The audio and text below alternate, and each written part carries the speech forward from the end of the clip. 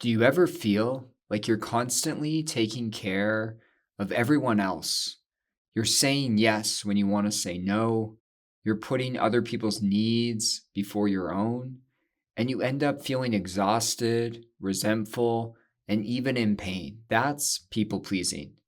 And while it comes from a place of kindness and care, it can quietly take a toll on your nervous system and your health. In today's video, I'm going to explain what people pleasing actually is, why it's connected to chronic pain and illness, and 4 powerful strategies you can start to utilize to reduce it. People pleasing is when we excessively work in the service of others and always put other people's needs above our own.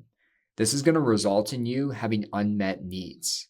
And then you're going to feel anger and resentments build up inside.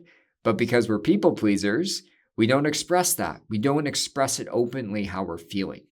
People pleasing also results in us being disconnected from our values and our purpose in life. Now, when we excessively people please, and again, no one is to blame for this, but when we excessively people please, it increases the level of danger your brain and nervous system feels. And what can occur for some people is they start to feel pain and physical symptoms as a result. Now, neuroplastic pain and symptoms, which is the main topic on my channel, occur when your brain and nervous system is just in this heightened state of danger or survival. So if you're excessively people pleasing, it's increasing that danger level. You are more likely to develop neuroplastic pain and symptoms and have them worsen over time. Now, I often get asked, why does people pleasing happen? Because you're human. This is an evolutionary trait. It's an important one. As human beings, we're designed to care for others, to be kind to others, to meet other people's needs, to support the people around us. But for some people, often early in childhood, people pleasing becomes excessive. So often the pattern that I'll see happen is people as parents or caregivers were very critical of them, or at extreme end, actually abusive. And they were only shown love or support from their parents and caregivers when they pleased them. So a child learns early on, oh, my home is chaotic. My parents are always being critical, putting pressure on me, and they only show me love or attention when I please them. And so this becomes a way that that child copes. That child copes and creates safety by people pleasing. And in abusive homes, it becomes the only way that that child actually feels loved and cared for is when they please their caregivers. For anyone who's gone through that, I really feel for you. That can be really difficult. Now, I want to say that for some people, they had really good childhoods, but they had, a boss or a teacher that put immense pressure on them and only showed that they cared about them when that person pleased their teacher or their boss. So this can happen later in adult years as well. People pleasing is part of the Fawn response in your nervous system. So let's break down what the Fawn response looks like. The physical experience is nervousness, tension, difficulties breathing, increased heart rate, difficulty sleeping, numbness, frozen, tingling, heat, dizziness, chronic pain, fatigue, tension, tinnitus, or other physical symptoms. The mental experience, worrying what other people think. You have a loss of self or a loss of identity, loss of self-worth, self-critical thinking, self-blaming, self-criticism, obsessing, dwelling or ruminating, and victimization. The behavioral experience is perfectionism, people-pleasing actions, codependence, agreeableness, lacking boundaries and assertiveness, and ignoring our own needs or self-care. Personally, I struggled with people-pleasing since I was a child. So if you're a people pleaser, you're listening to this video, I truly relate to you. And over time, as I went into adulthood, this trait became more and more excessive, to the point where I was never putting my own needs first. And this was one of the factors that sensitized my nervous system and resulted in chronic pain and other chronic symptoms. Now, how do we overcome people pleasing? In my approach, I teach people 4 strategies that are really all linked together that can help you reduce your people pleasing behavior. Let's dive into it. Number 1, exposure and sitting with dysregulation. So, we need to give ourselves exposure to not people pleasing. This is really, really difficult, but it is essential. So I'll give you an example. Something that I did early on with my partner, my wife, Anne, is I would give myself exposure to setting boundaries with her and saying no. So a simple one that I often did with her is if she asked, hey, Tanner, I want to go to this restaurant. Even though I hated that restaurant, I'd be like, okay, we're going. I'm going to go to that restaurant. I wouldn't say anything. So as I was starting to heal, one of my early on exposures was telling Anne, no, I don't like that restaurant. Maybe we could go for Mexican food. And that was the exposure. But that's only the first part, because as you expose yourself to not people pleasing, you're going to get a burst of dysregulation, often including anxiety, shame, or guilt. And then you need to practice sitting with the dysregulation. So the key here with exposing yourself to not people pleasing is you got to start small. The restaurant example with my partner Anne was small enough that when the dysregulation happened, I could tolerate sitting with it.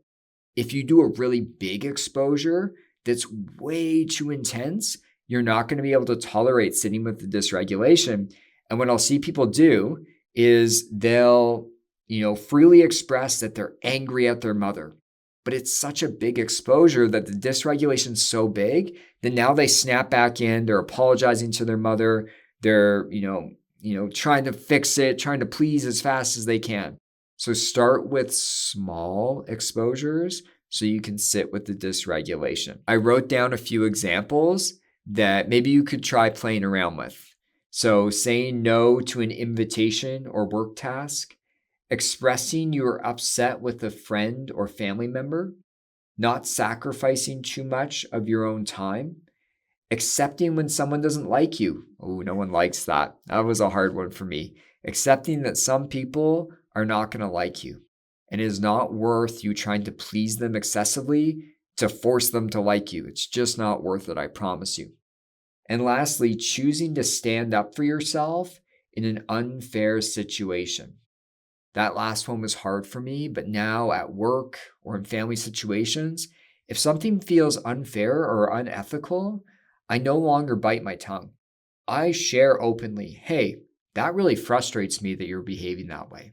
I'm not going to stay in this conversation if this is how you're going to behave. Now, over time, the exposures will get easier and easier, and then you can do bigger and bigger exposures.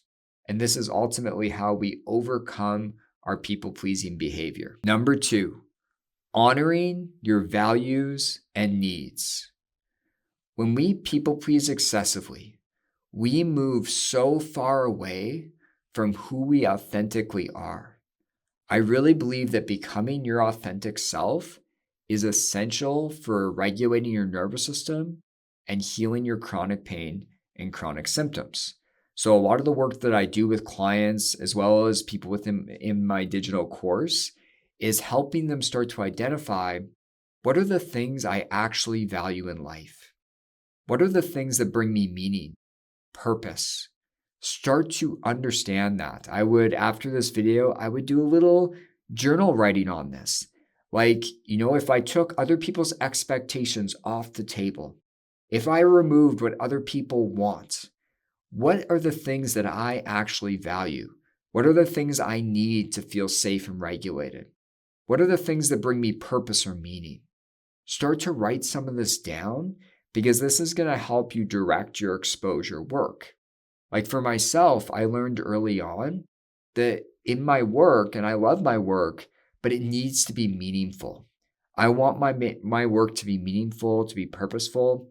That's actually why I made this YouTube channel, because I wanted to share the information that helped me heal my dysregulation and chronic pain openly and freely with the world. And so do that journal writing, just, do like 10 minutes. It doesn't have to be excessive, but start to identify what do you actually value and need in your life, and then start to honor it, because this is going to help you overcome your people pleasing. Number 3, setting boundaries. Another term that people really don't like, boundaries. Now, when we excessively people please, we have really loose boundaries, or our boundaries are just completely non-existent.